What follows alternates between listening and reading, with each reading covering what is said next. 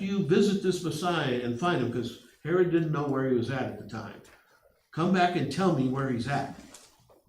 Well, the Magi were suspicious, and they didn't trust Herod, because obviously they saw enough in his character to think, I don't know if I want to tell him where this child is at, and they take another route home. And Herod becomes furious with the fact that they didn't come back to him. So Herod makes up a plan. What was his, does anybody know what his plan was to fix the situation? Because he was afraid that the Messiah was born. And if there's a Messiah that was born, what would that mean for him as his job as king? Yeah, he'd be eliminated as a king. So he couldn't have that. He's already been killing people left and right for suspicions of that in the first place. So what does he do? This is one of the most despicable acts in all the scriptures. What does he do? Kill young boys. Yeah, he sends his soldiers into Bethlehem. Somehow he knew that was the area, which is sometimes called Araphat. And verse 16 of chapter 2. Then Herod realized that he had been outwitted by the Magi. He was furious and gave orders to kill all the boys in Bethlehem and its vicinity who were 2 years old and under, in accordance with the time he had learned from the Magi and what was said through the prophet Jeremiah. A voice is heard in Ramah, weeping in great mourning, Rachel weeping for her children and refusing to be comforted because they are no more. So the prophecy of Jeremiah is referring to the fact that Rachel's children have been murdered. Is that correct? Are these children Rachel's children? Technically, it seems as if the saying from Jeremiah became a common saying. Mm-hmm. So when misfortune happened to children, Jewish children, they would use this saying. Yes. So when it came to the New Testament in Matthew, yeah, the saying was just common. Yeah, the Jews also had a particular way of looking at extended family members. Yeah. That's a little different than the way we look at it in our culture today. It was not uncommon for the Jews to consider Abraham their father, even though Abraham died 1,500 years ago at this point. So that was not unusual for them to think that way. So, and there's many other examples too, where grandfather is called the father. In many instances where they're talking about family relationships. So technically, in a Jewish sense of understanding, these were Rachel's children. They were her great grandchildren, but they were still her children. And she's weeping for them because Herod murdered them. So that's saying something, I think it says something a little bit good about Rachel and her passion for her children. And it also is a prelude to part of what's going on concerning the Messiah has come. And Rachel's name is connected with that lineage of the Messiah. So that's why I say we can't say all bad about Rachel, even though she did some things that weren't wise, but she still had some good things going on about her. So, Jacob, when she passes away, builds her a pillar to mark where her tomb was at, and some would call it the pillar of sadness. And it was a place where it seemed like Jacob mourned for quite a while over his wife that he loved for many years.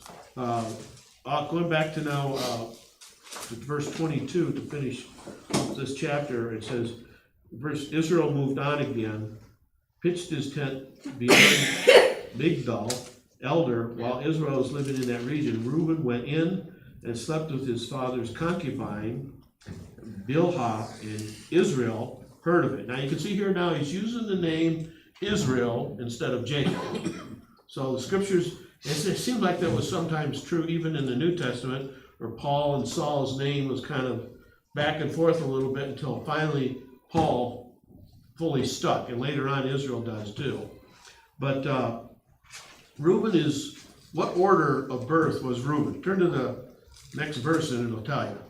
Firstborn. Yeah, he was the firstborn of Leah. So would he have gotten the birthright? Yes, more than likely he would have been the birthright recipient in the family because he was the oldest of all the 12 children. This is the final list, verse 23 through verse 26. That's the final list of the 12 sons of Jacob. Doesn't say how many daughters there were. We know there was at least one daughter, but there's other evidence that seemed to indicate there was probably a lot of other girls that were born too. So Jacob then does what? He gets himself in a pickle. What does he do?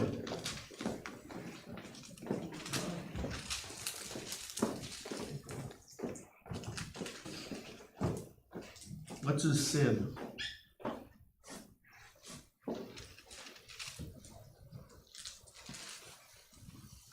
Well, everybody's kind of quiet today. Jacob or Reuben? Oh, I'm sorry, did I say Jacob? Yes. Okay, that's why you're quiet. Okay, yes, Reuben. What did Reuben do? He went into technically his father's or his stepmother.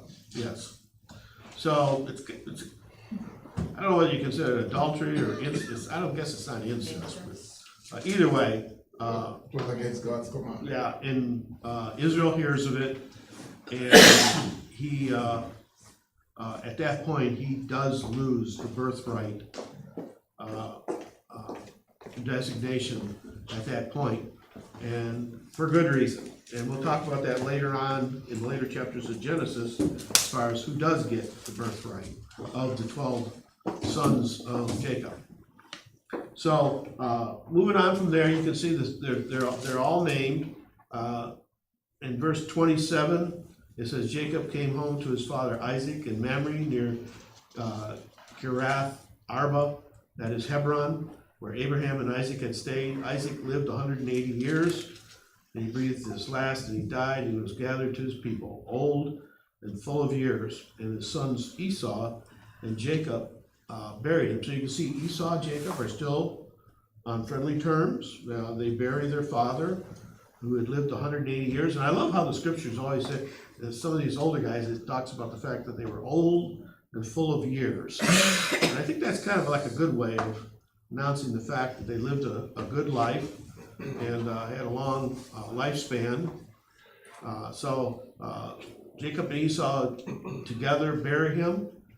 Chapter 36 now is an interesting chapter that we're not going to spend a lot of time on because we don't really want to spend a lot of time on things that it would be very hard to research, but this is the family, for the most part, of Esau, Jacob's brother. And it tells you who his wives were. The first 3 verses gets into who his wives were, which we knew he had 2 Canaanite wives, and he had a wife from Ishmael. Then in verse 6, going down there, it says, Esau took his wives, sons and daughters, and all the members of his household, as well as his livestock and all his other animals, and all the goods he had acquired in Canaan, and moved to a land some distance from his brother Jacob. Their possessions were too great for them to remain together. The land where they were staying could not support them both because of their livestock. So Esau, that is Edom, settled in the hill country of Seir. Does this story remind you of some other family in the same line? Yeah, Lot and Abraham did the same thing. They separated because their flocks were so large. They needed a lot of land to graze on, so they had to separate. It reminds me of Cain and Seth too. How the 2 went separate ways. One went the good way and one went the bad way. Yeah. Reminds me a lot of that. Yeah. Although it does appear though that Esau and Jacob didn't have any more problems as far as their relationship are concerned from this point on, because, well, they moved apart. And the reason they moved apart, because they probably, just like Abraham and Lot, didn't want to have problems. So the best way to fix the problems is to move apart so they both had a little elbow room Well, for the family business. Their relatives have problems Yeah, down the road. yeah, a lot of, we're gonna start getting into that in the next chapter. So, anything more, anybody want to say anything about chapter 35 and 36, because we're gonna go to 37 now. You know, when it mentioned that Dinah, was it Dinah? That died? That was interesting because it was right when he came back to the promised land. And that was Rebecca's nurse, right? Rebecca had promised to bring him back. And as soon as he got back, he died. And she was really, really old. Yeah, Deborah died. Deborah, that's what I say, Dinah. Dinah. I You meant did the same thing I just did. I meant Deborah. But yeah, I thought that was kind of interesting. Because she was super old. Yeah, And it was estimated she was 130 years old. she died right when he came back. Yeah, And that was part of Rebecca's promise to him to bring him back. very, very true. Yeah. Also, if you go, when you get to chapter 48, Jacob tells Joseph, technically the reason why Rachel was buried not at Mamre, because he told Joseph, he said, as soon as we came into Padan, to my sorrow, Rachel died. It was too far for her, so we buried her there because it was too far from, I guess, where they were supposed to be going. So that could be also a reason, Right. why Rachel wasn't buried. Yeah, there were several reasons that were thrown out. That's one of them, because in that day and time, I mean, To travel with a body. that's a long way to carry a dead body, you know? They hadn't learned from the Egyptians how to mummify, Yeah, like Joseph was able to. yeah. Even one commentator said too that Jacob technically put a birth or a death sentence on Rachel when he found out that they were being accused that somebody stole the idols from Laban, and he said, well, anyway, stole those items, those idols, they will be executed. Well, it's Rachel. And, you know, so kind of what he said kind of came true, but it could have been exactly what you said too. It's really hard to say, and it's really not necessarily that important of an issue. Yeah. It's a curiosity, but it's not necessarily a significant issue. So let's begin now in chapter 37. And something interesting about chapter 37, we're going to get a couple points here. I'm going to read the first 4 verses right off the bat. It says, Jacob lived in the land where his father had stayed, the land of Canaan. And this is the account of Jacob. Joseph, a young man of 17, was tending the flocks with his brothers, the sons of Bilhah and the sons of Zilpah, his father's wives. And he brought their father a bad report about them. Some of your versions will say evil report. Now Israel loved Joseph more than all his other sons because he had been born to him in his old age, and he made a richly ornamented robe for him. When his brothers saw that their father loved him more than any of them, they hated him and could not speak a kind word to him. Now what's interesting to note in the first 2 verses too, especially verse 2, it says, this is the account of Jacob. The whole chapter doesn't talk about Jacob, it talks about Joseph. So some of the commentators mention the fact that in a technical sense, it is true, it's still the account of Jacob's family. Because we're going to notice here that they're going to talk about Joseph. They're also going to have an entire chapter 38 where it talks about Judah. So these are just the family members of Jacob. So this is still the account of Jacob in a technical sense as far as the biblical record is concerned. So I'm going to get into a couple interesting points too here that how did Joseph's brothers feel about him?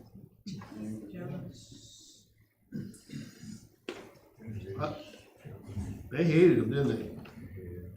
And they were very envious or jealous of him. The law of Moses was given. One of the 10 Commandments is, thou shalt not covet. And synonyms for coveting could be jealousy, and it can be envy of whatever your neighbor has. You desire something that somebody else has. It's interesting he calls him Jacob here, not Israel. And I think the reason they hated him is because of Jacob. Jacob started this whole thing. You remember when they were coming to see Esau? Mm-hmm. Where did he put Joseph? In the back. In the back, safe. Where did he put the other brothers? Up front. Up front to get killed. They knew that. They weren't stupid. And so he's kind of started the whole thing. I think you could make some arguments to that point. I think there can be possibly more to it than that, but I think that is a very good point that needs to be considered in this whole scenario as far as this relationship is concerned. But let's remember something too. Jealousy is a cousin to hatred. And we're going to look at a couple verses here in a little bit too that deal with this. Before we get too deep into the dialogue with this issue here too, we're going to look at, because this is, I think, a very important topic, even for us today too, as far as jealousy is concerned. Jealousy is a very destructive sin in many respects. When the Jews delivered up Jesus to Pilate, Pilate knew why they gave him to him, the Jews, why they gave him and wanted him executed. You remember what Pilate said he knew their reason for wanting him killed was? It's in Matthew 27:18. Pilate makes a remark. He knew they delivered him because they were jealous of him.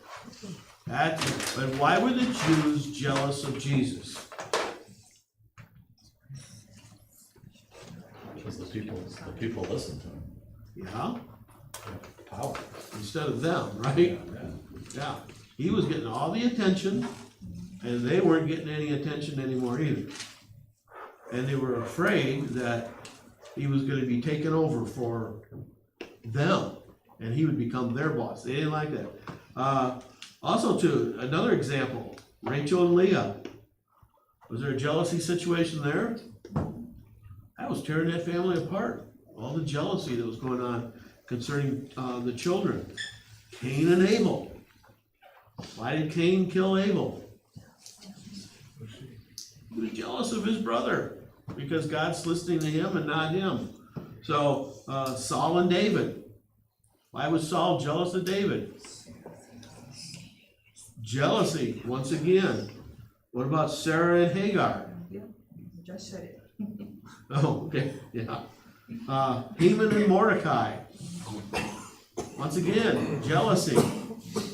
Many other examples too. Even Jesus in a parable, the parable of the workers in the vineyard. Jealousy. All these stories relating in the scriptures about examples of jealousy and how destructive it was in the Bible. Most of these are Old Testament examples that we're referring to. Not all of them, but most of them were. Now, as far as, turn over to 1 Corinthians chapter 3, verse 3. 1 Corinthians 3, verse 3.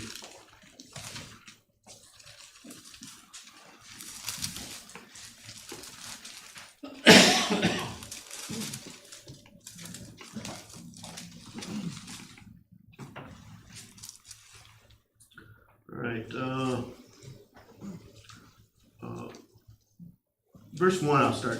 Brothers, I could not address you as spiritual, but as worldly, mere infants in Christ. I gave you milk, not solid food, for you were not ready for it. Indeed, you are still not ready.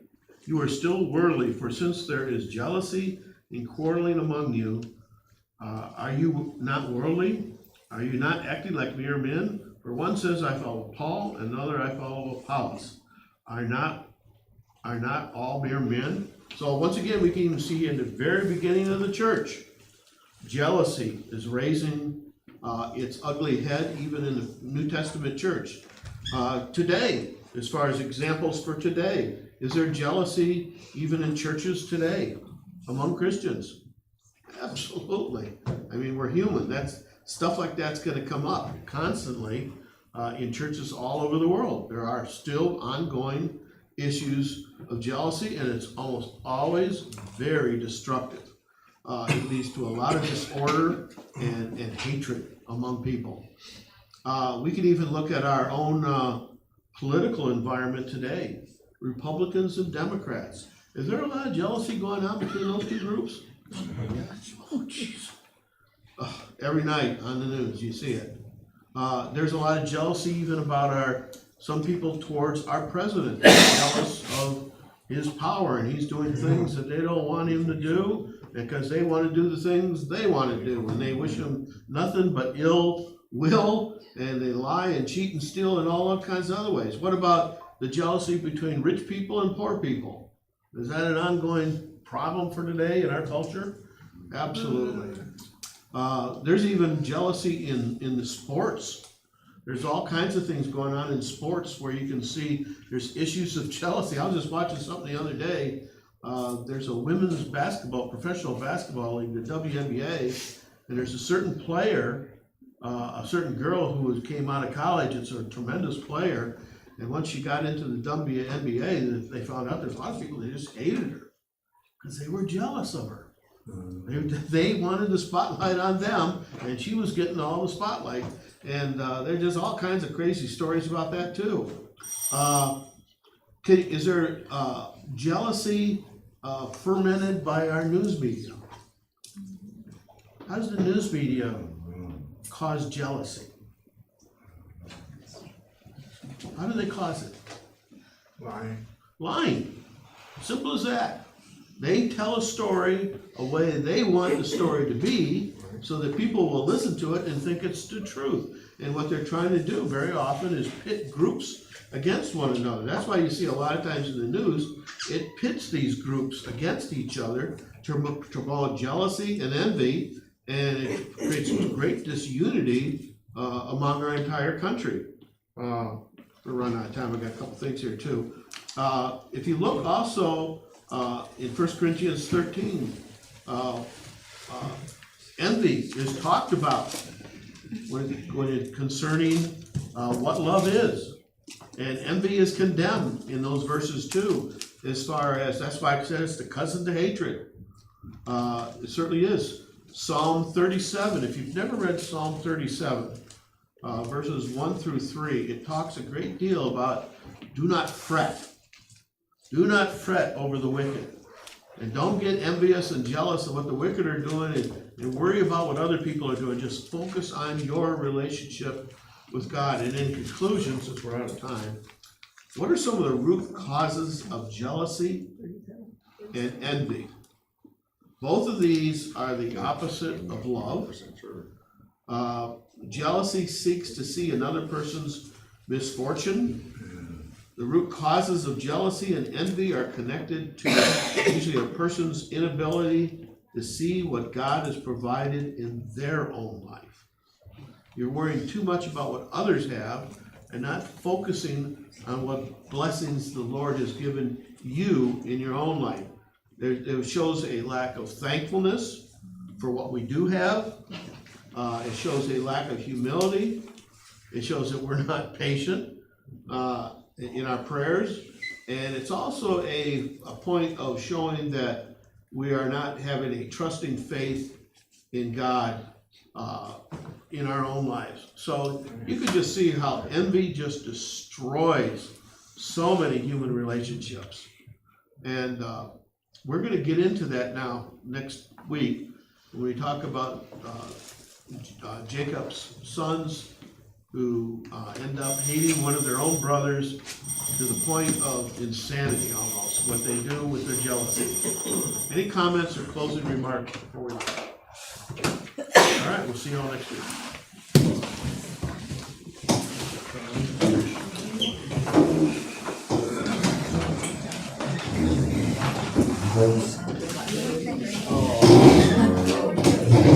Sometimes